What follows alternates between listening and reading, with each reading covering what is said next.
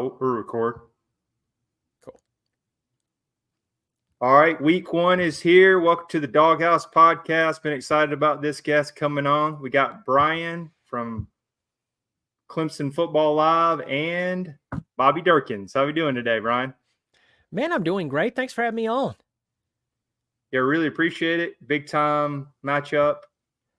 First off, wanted to jump in real quick just because he used to play for you guys. What happened to Florida State this past Saturday? I just wanted to say it was DJU. I know he used to play for you guys, but I see him as a Jag, just another guy. So what's your thoughts on the Nerds beating Florida State? Oh, the Nerds beating Florida State. I laughed. I cried. I laughed or I cried until I laughed and backwards. That really didn't make sense. No, I mean, it wasn't all on DJ as much as that's the low-hanging fruit.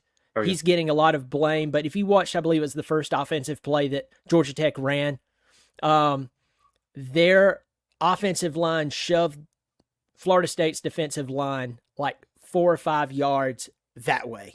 Oh, yeah. And I went, whoa, that looked like a decent FCS defensive line, not someone who supposedly went and got all these great players out of the portal and recruited decent. So it's easy to pick on DJ, but Florida State as a whole lost that football game. Yeah, for sure. I think it kind of brought them down to earth, and it might have been they were more distracted in the offseason talking about suing everybody. And, I know we didn't play all our starters in the game against Georgia, so I think it might have been some more distractions. But Mike Norvell, I think he's like 31-18. He's got it cut out. He's got I don't know. I keep saying I like doing the whole coaching thing. I say, hey, Deion might be hanging around, maybe look for a job if he goes 8-4, 7-5 this year. Florida State, you never know. Yeah, you never know with the athletic departments what they might do. I think that is a great point. Deion would take that job like that, especially if one of his sons makes it to the NFL and he doesn't want to be at Colorado anymore. Now, I would not be shocked if in the next couple of years we saw Deion Sanders on the sideline at Florida State coaching. Now, a lot of people loves Deion, and then there's a lot of people who dislikes Deion. I mean, it's the same thing that my approach with him is the same as it is with even the team that I pull for.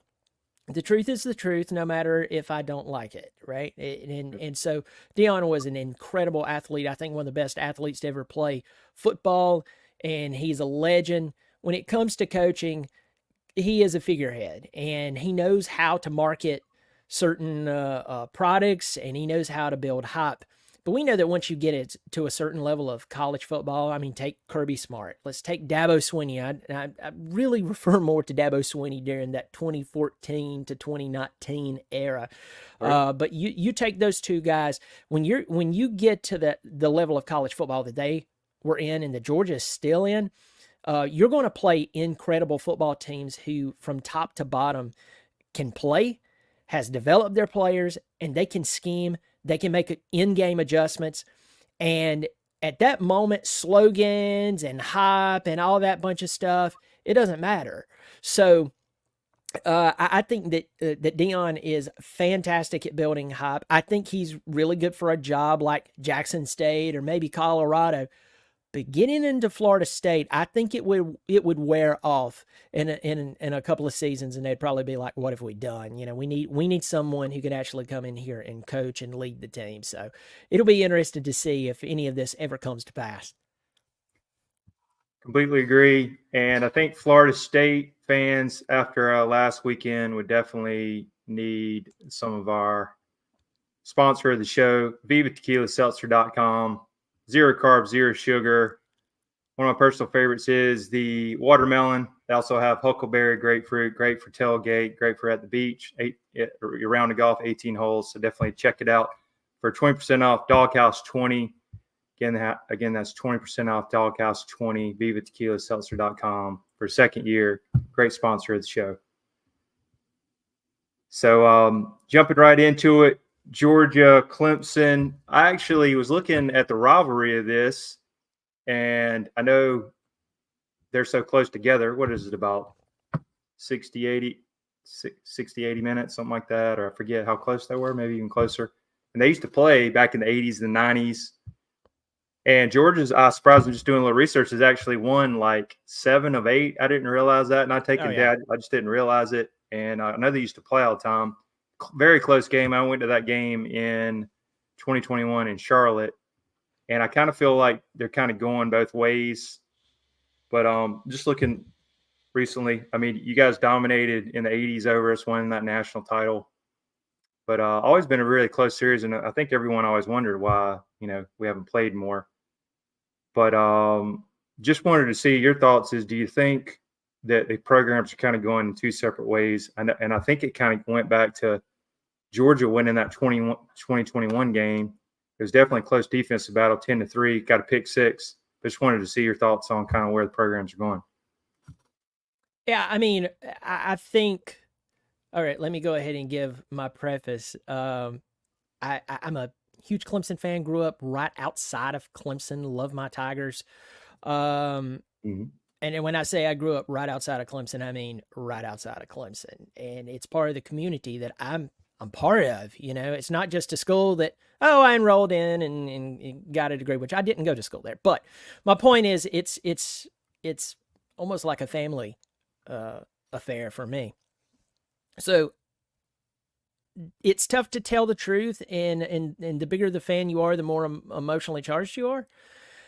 But unfortunately, right now, for us Clemson fans, and fortunately for you Georgia fans, I believe that Georgia is the face of college football right now, namely Kirby Smart. And I believe that he is doing something there that we've only seen Saban do. We saw Dabo Swinney doing it, but Dabo Swinney has made some decisions over the past 5 years that it's the reason the offense is in the place that it's in. As far as direction of each program, again, Georgia's the front runner for the national championship right now. And it's no surprise. They're strong. They recruit well. They're coaching well. Even with a very tough SEC schedule and adding opponents in like Texas and Oklahoma just into the conference, whether they have to play them or not, they are still the favorite. So you see the dominance. You see the dominance in recruiting, in coaching. I was shocked that Bobo did as well as he did last year. I knew that a lot of people gave me stats about, he averaged this many points per game and blah, blah, blah, blah, blah. Todd Monken was unbelievable. Todd Monken, in my opinion, is one of the best current offensive minds in sports. And now he's with the Ravens, and we saw how well he did in the NFL. It's crazy. A lot of guys goes to the NFL and they fail, and vice versa. They come to the college game, they fail. Todd Monken back to back just put on a clinic on how to coach, how to make adjustments and win. Clemson, on the other hand, Clemson's got to stop beating Clemson. Clemson has to stop defeating themselves. And for some of your listeners who are like, what's this crazy Tiger talking about? Let me lay this out. If you look at our offensive and defensive coaching staff, it looks like two different people hired for those units. So if you go to the defensive side of the ball, you have a lot of guys who's had multiple stops. They've had really good experience. Some of them has been in the NFL.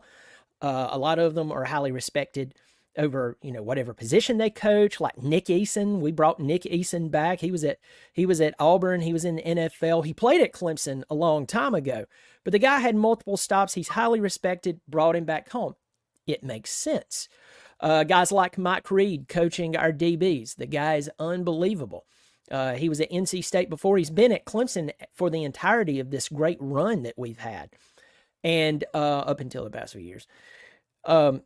So there's guys like him. Then you go to Wes Goodwin. He's our defensive coordinator. Now, granted, he's never been a defensive coordinator before, but this guy has been praised by some of the greatest minds and best minds in college football and sports. I mean, Bruce Arians talked about how brilliant the guy is. So he gets the keys to the car from Brent Venables, and he hasn't wrecked the car. Our defense is still recruiting at a high level. We're still performing at a high level. And if you ever see us do poorly, it's because the offense went out and did something boneheaded. On the other side, if you look at the coaching hires up until the past year, year and a half, our offense looks like someone totally different hired. And it was almost like, what's the criteria for hiring for the offense? Well, did they play at Clemson? Yes.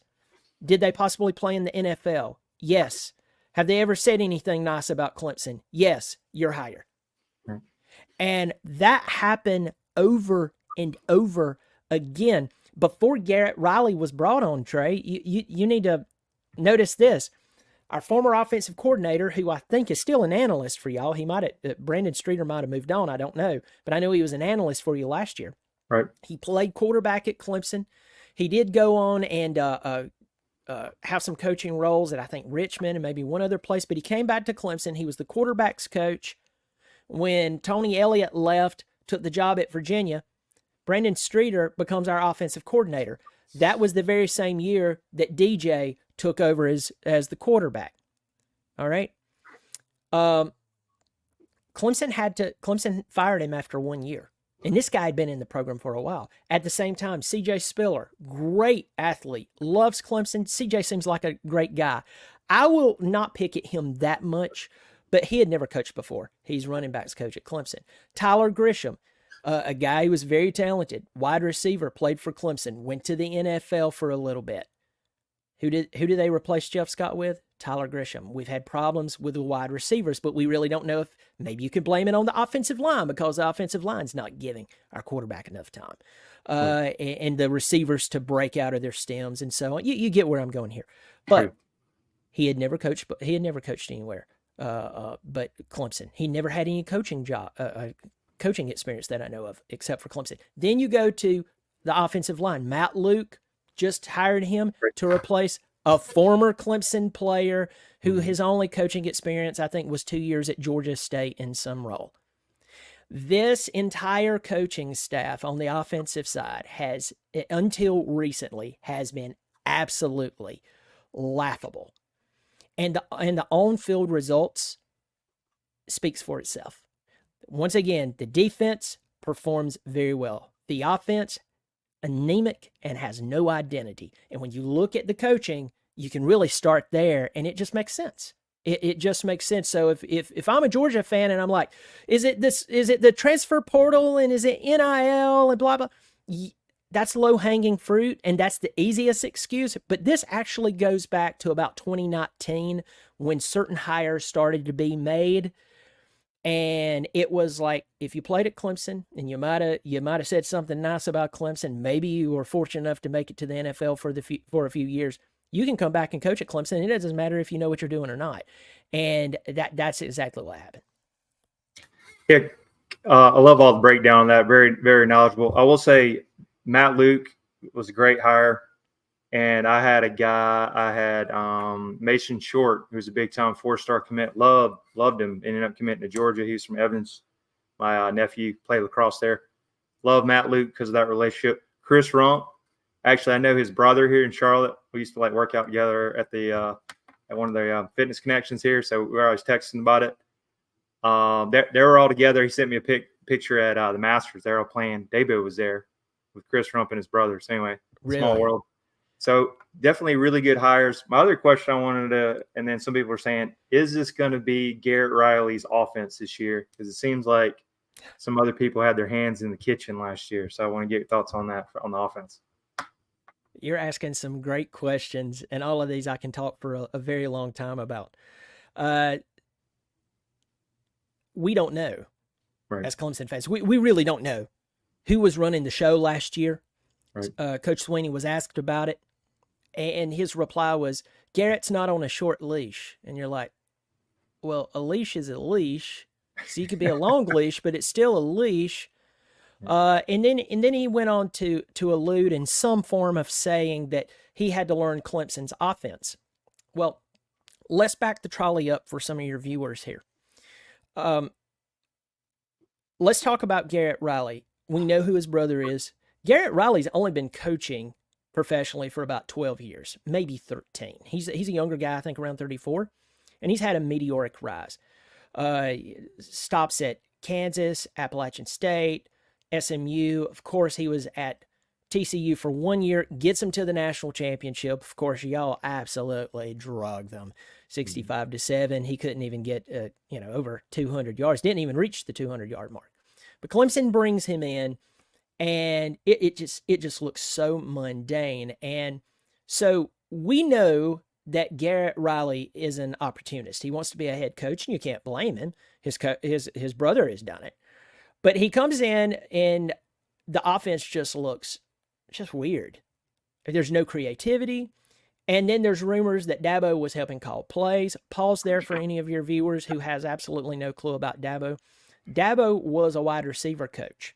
Mm-hmm. And when he was hired as the head coach, everybody was shocked. What is former AD Terry Don Phillips doing? He fires Tommy Bowden, and the interim is the wide receiver coach? What's up with this? Right. Well, I mean, it ended up working out quite well. Oh yeah. But the truth is he's not a big X's and O's guy. He's even talked about this in the past. So the question is, riddle me this, Batman. Why do you fire someone who, though they've only been the offensive coordinator for 1 year, but they've been in your program and they're an alum for many years? Why do you fire them? Hire one of the best offensive coordinators in the country to come run your offense, but you, who's never called plays, are helping call plays, supposedly. Doesn't make sense. Right. So if you sit and you watch Clemson's offense, it never made sense. Never made sense last year. And then the answers when he was questioned about Riley. Well, he's got to learn something along the lines of he's got to learn Clemson's offense. Well, why? Because the offense was terrible. Why do you want to learn that? In fact, you should run from that like a bad dream. We need to forget this. Any semblance of this needs to be forgotten. Also, when Garrett Riley was coming to Clemson, everyone was talking about how Clemson had better athletes than TCU on paper, blue chip wise. I mean, it's just like, obviously. Well, after the offense started looking like trash last year, there were excuses being made of, well, you got to understand that Garrett doesn't have the athletes that he needs to run his offense. Excuse me? Which is it? And so for some people who are like, well, yeah, your offense was trash and you need to go after 4- and 5-star players. Our offensive line is full of 4-star players and 1 5-star. It's just been that bad between injuries and a lack of development. So so this whole question about Garrett Riley is still something that's tossed around in the Clemson community. Of course, the good old boys that Clemson can do no wrong, and they're always taken up for whatever because they think that makes them a good person or something. Naive loyalty is what I like to call it. There's nothing virtuous about it. In fact, it's quite the opposite. They don't want to talk about this. They believe that everything has been worked out. But I'm telling you, the biggest reason why I am feeling like, and probably spoiler of one of your questions you're going to ask me, Trey, I don't, I really don't think Clemson, I have predicted Clemson loses this ball game. And I haven't even done my preview just for this game, but I've given, long day. Sorry. Forgive me for that. No problem. I've given my preseason prediction, for Clemson. And I said this Georgia game is a downright loss. It's a loss. How can I be so for sure about that? Do I want it to be a loss? Of course not. But our offense is so anemic.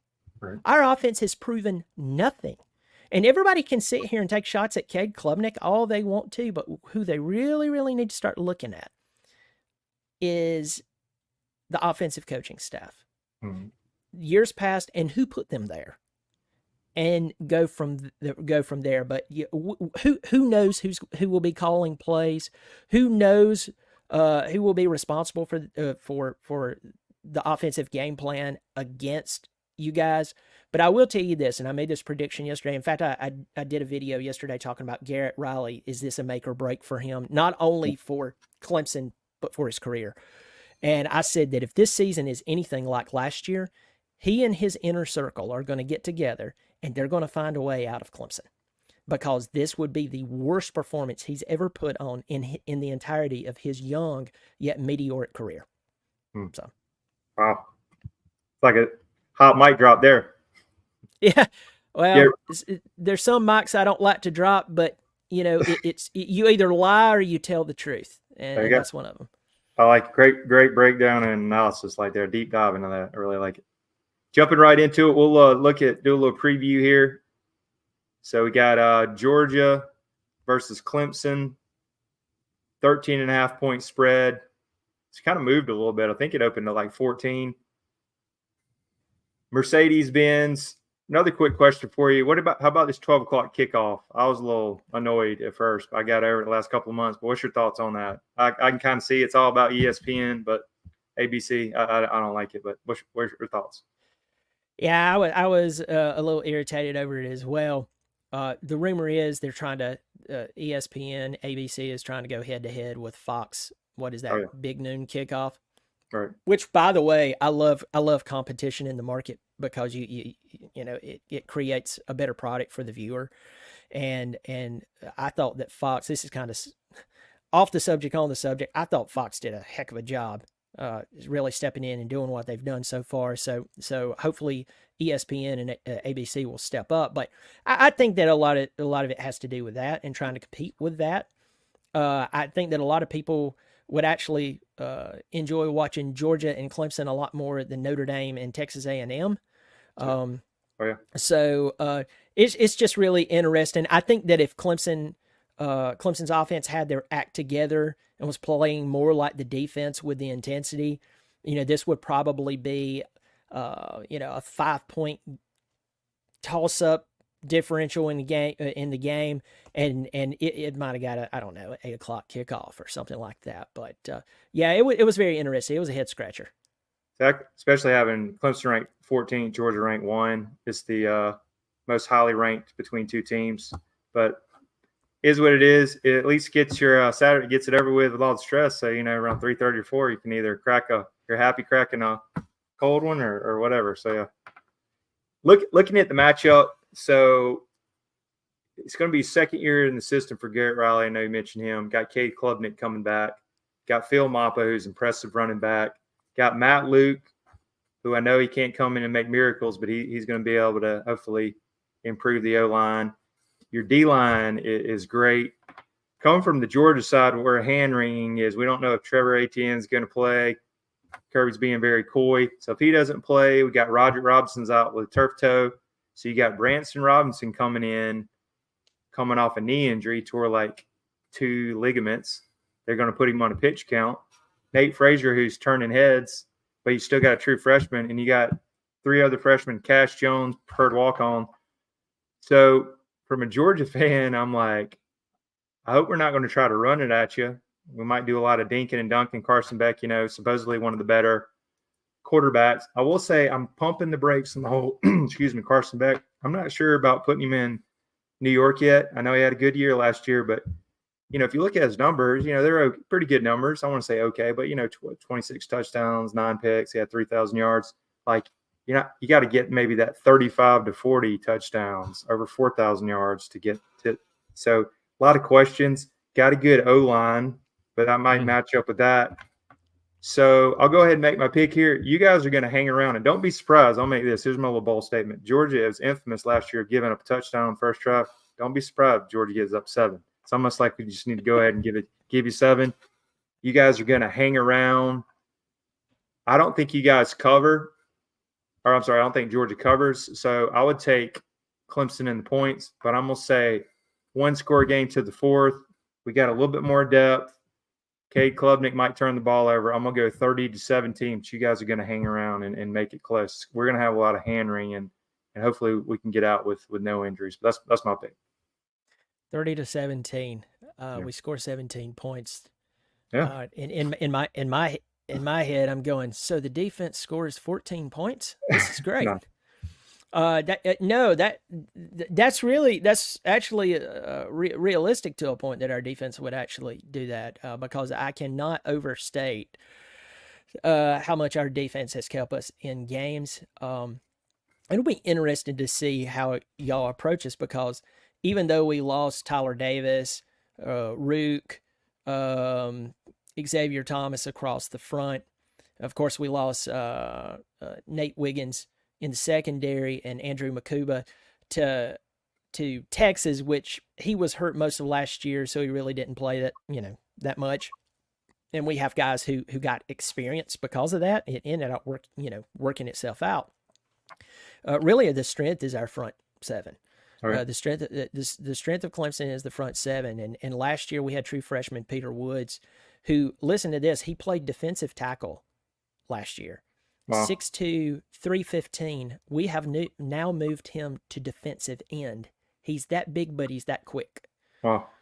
I heard good things. Yeah. I saw him in his spring game, and he was only 4 months removed from high school. Wow. And I mean, I saw when Clemson won the national championship in 2018. I saw Christian Wilkins. I saw Austin Bryant. I saw Dexter Lawrence and those guys play in person, and I am telling you, he looked as every bit of intimidating as those guys did, and he was 4 months removed from high school. I mean, he was different. Of course, TJ Parker.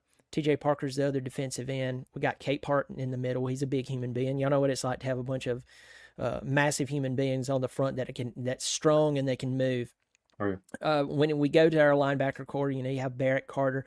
Barrett Carter in the preseason last year, he was predicted to go in the first round. He really didn't have the season that he wanted. Jeremiah Trotter actually had a better season than he did. Barrett Carter was the one who infamously said after the Duke game, it was a statement that turned a lot of heads, was, "Hey, I was in shape, but I was not in game shape." And that really kind of shook up Clemson fans, because it's like, well, yeah, there's a difference between being in shape and game shape, but how is it that a guy who was projected our highest pick in the upcoming draft could say that, and that he would be out of game shape, but the nerds of Duke could be in shape? Nothing makes sense, Of course, Wade Wood he's a linebacker. I want to say off the top of my head, he's a junior. Guy can play. He's solid. We'll see Sammy Brown, the big recruit that we got. He'll be playing, I think, a lot. I don't know if he'll start, but he'll be playing a lot. I haven't seen the depth chart, so I might have missed that there. We've had some injuries in the secondary. Shelton Lewis, he's a true sophomore guy. It came out of nowhere last year due to injuries to other players. Stepped up, had some incredible interceptions. Avion Terrell, he's AJ Terrell from the Falcons, former Clemson player. Most infamously picked off Tua and ran it back for the touchdown in the championship game that we beat Alabama by 4 touchdowns back in 2018. His brother, Avion Terrell, is playing for us. He's doing well. Khalil Barnes, a guy that last year, from his spring game to his very last game of the season, he just put on a clinic as a true freshman. We're looking for guys like Tavoy Fagan. He's a early enrollee. Guy put on a clinic in the spring game. He had an interception. He dropped 2 interceptions, so he was in the right place, just dropped the interceptions. A lot of people is comparing him to, like, his breakout spring game to Khalil Barnes. So we're looking forward to seeing him play.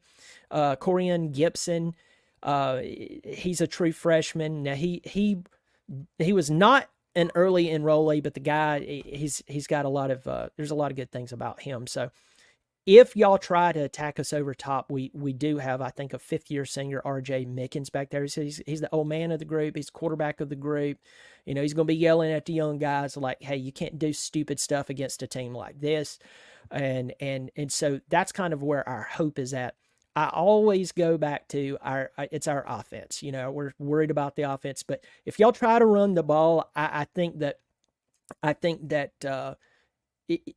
we'll stand up pretty well against it. I think it'll be a heck of a game. That will be the part of the game that will be worth watching.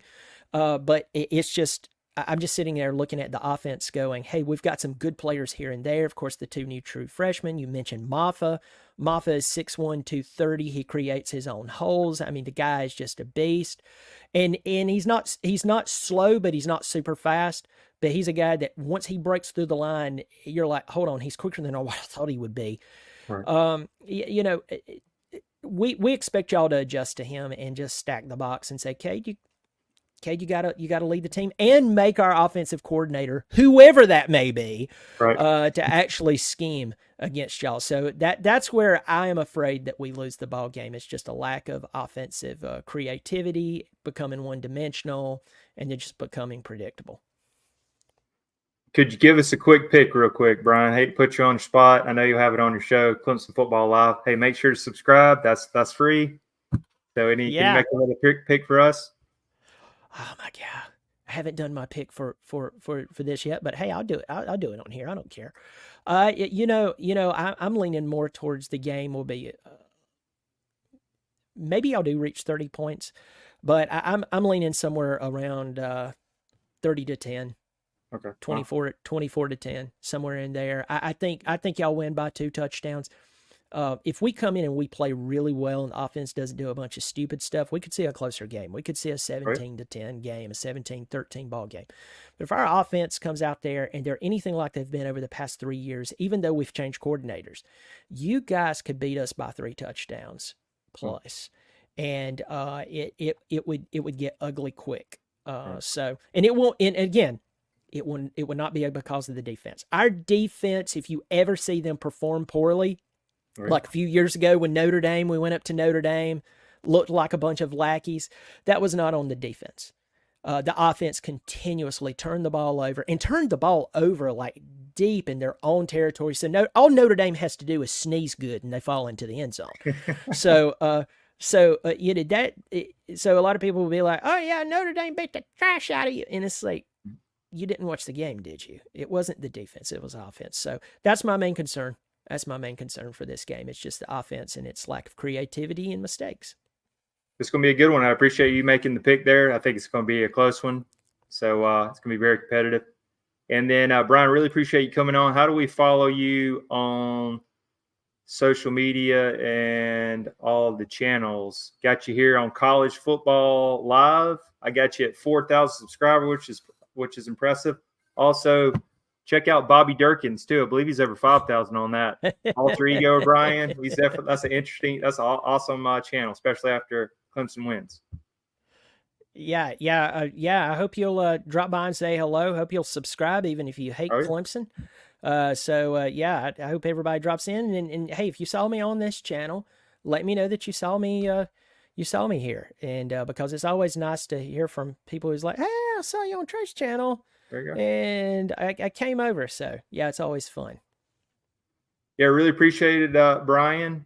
And hopefully it's a good, respectful game. And excited to hear your content. And I'll try to look out for that prediction.